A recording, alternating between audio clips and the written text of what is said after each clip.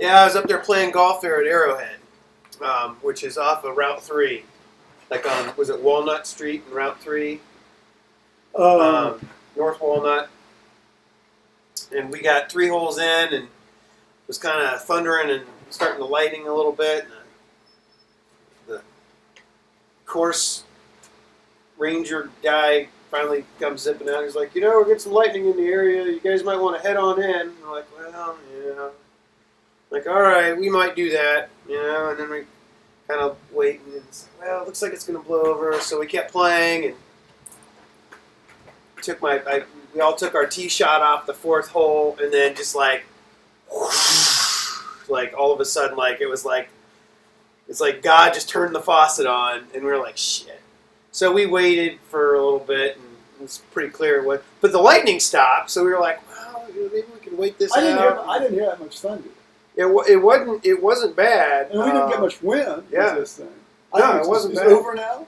No, it's still, but it's not like windy. It's just now it's just kind of a light rain. Well, we didn't even get that heavy a downpour. Although on the radar it looked all solid red. We got wet. I mean, it was, and then it kind of let up, and we're like, oh, maybe we could get back out here. And then it was like wham again. And we're like, well, all right, let's just. And these guys didn't even stop working. No. I got some. When I drove past the road closed sign, and I'm like.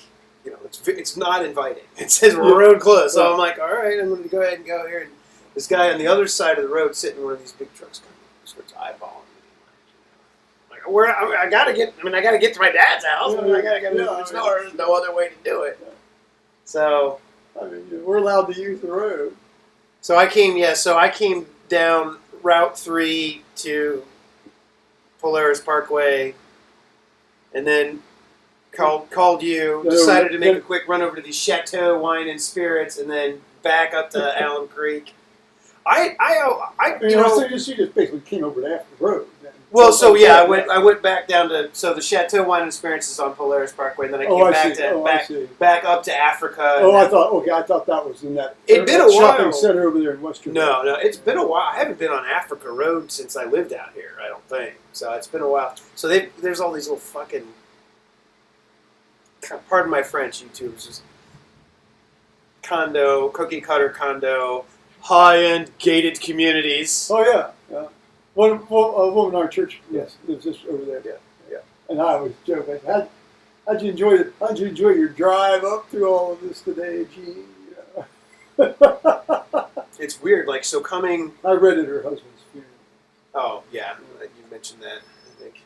Yeah. I'll be saying that probably a lot more over the years. I read at so and so's funeral. There's going to be one coming up here probably around Christmas time. Oh, I saw that on the video. Yeah. I'll tell you, if I had what she had, I wouldn't get myself poisoned. I'd get myself radiated.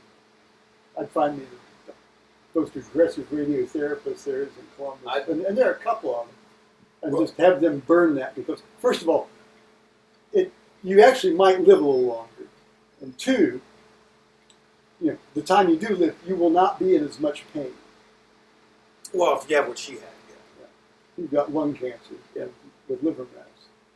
But if you have lung cancer without mets, that high dose radiation is the way to go. Cut the fucking lung out. Go, John Wayne me, man. Just take my lung. Well, there are very few tumors that are amenable to cure by just straight resection.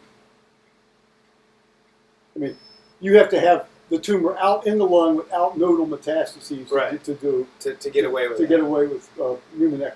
Yeah. And apparently that's what he had.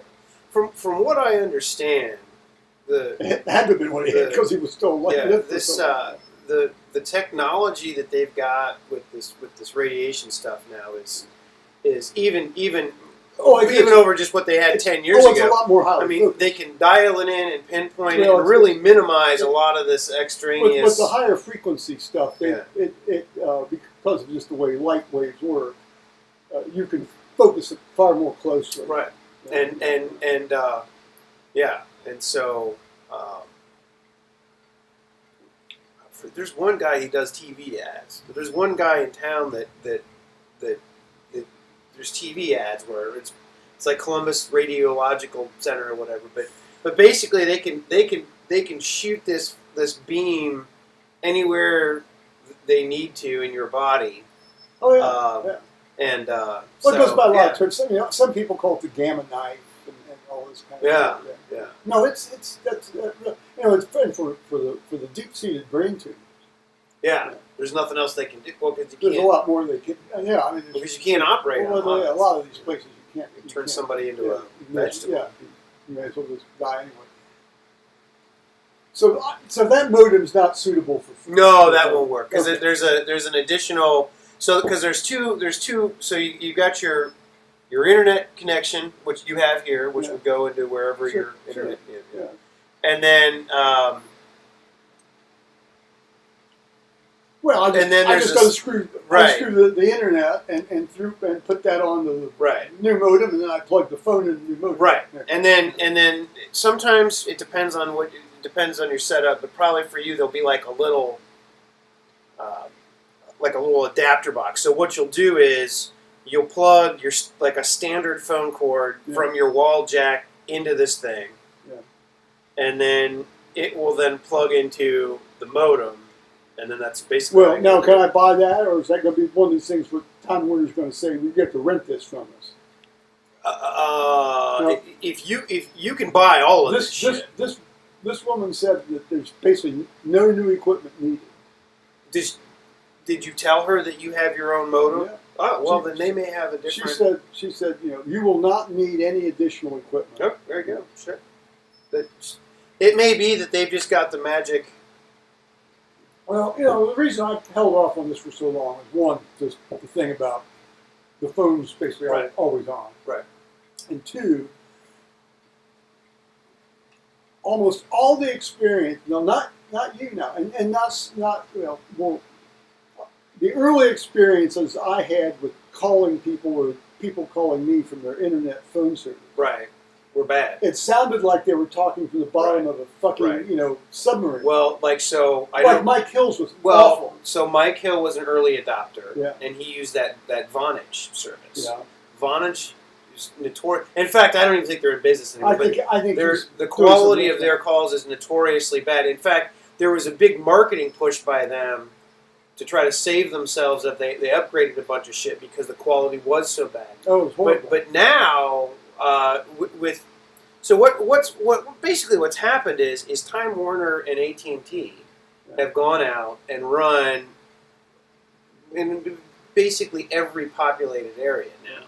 They've run these fiber optic lines. Vonage was before these fiber optic lines were run. So they were just using their own copper. His was very early. I think his was back in the 90s. So actually. once these fiber optic lines have been run all over the place, then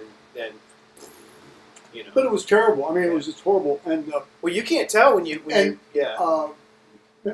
didn't have that. Gary Conway, I think, did. And of course, he never calls me that much anyway, so it doesn't matter, or didn't matter. But now Mike sounds fine on his landline. He's probably updated. Yeah, he sounds fine on his landline. My only complaint, his internet phone line.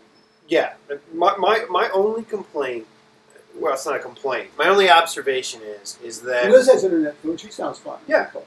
When you make a call, of course, usually she calls herself. I'm sorry. Like when you dial a number, there's a noticeable delay, almost a full second. Oh, that's it. So, on the old landline, boop, boop, boop, boop, boop, boom, and nearly an instantaneous connection, right? On this, sometimes it's almost even a full second before you get the connection. That would be would make sense. Well, that'd be a problem during slowdown periods, I imagine. Right. When you get congestion. Once you're connected, there's zero. It's not like they buffer you like they do when you watch. It's not. Yeah, it's in fact it's a dedicated stream of bandwidth. So. Well, I'll think about. I'll investigate modems. I imagine I could just pop down to Micro Center and get one, or I could just have just Amazon ship me one. I would, if my 2 cents would be, I would buy something made by Cisco or something made by Linksys. Yeah. One of those two brands. That's the router. Yeah. Cisco router. Now, but it was sold under the brand name Linksys. Yeah. Yeah. Cisco and Linksys basically share their same There's some shit. fucking insect or something on top of my router, bugging the hell out of me. No pun intended. Get it? Insect bugging. Oh, let me get this Get it. obnoxious envelope. My dad would not be pleased with me for throwing away a perfectly good envelope Oh. in which I could write stuff. But Whoa. I don't throw out scrap paper, but I. And another thing bugs the hell out of me are people open their fucking envelopes from the end. My dad did that, and I love my dad dearly. That used to drive me up the wall. That's how I open mine. Well, that's not true.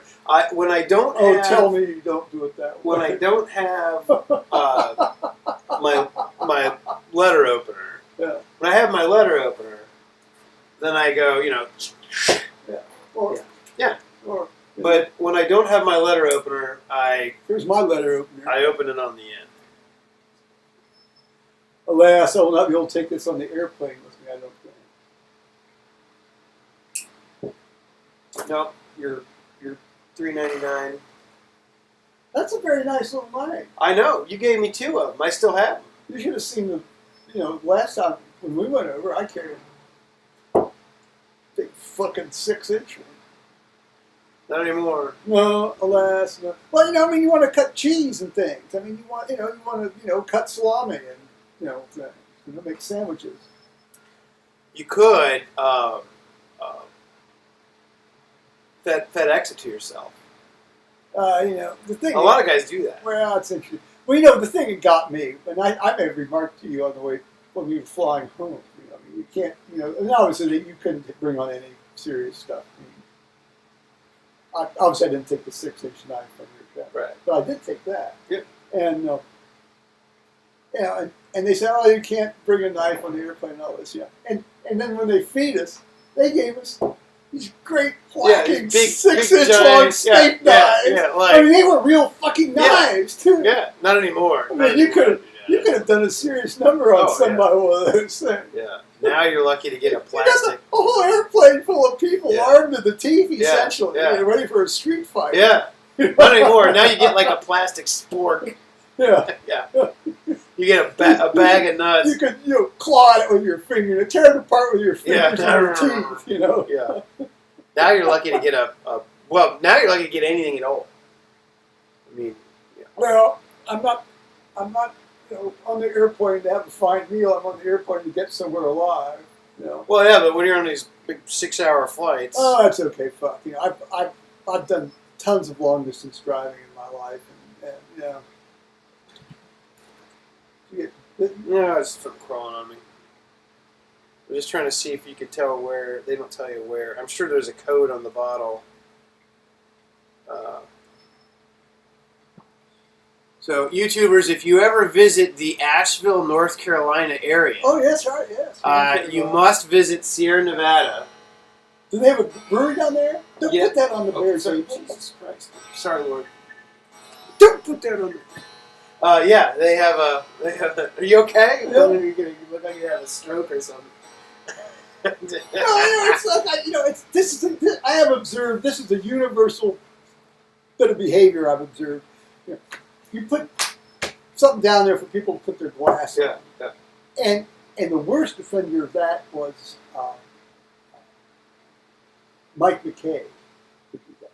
He'd set it on the bare table. Yeah, it's so annoying. Well, it is annoying, but it makes it sticky, is what it does. Well, yeah. And I don't like sticky stuff.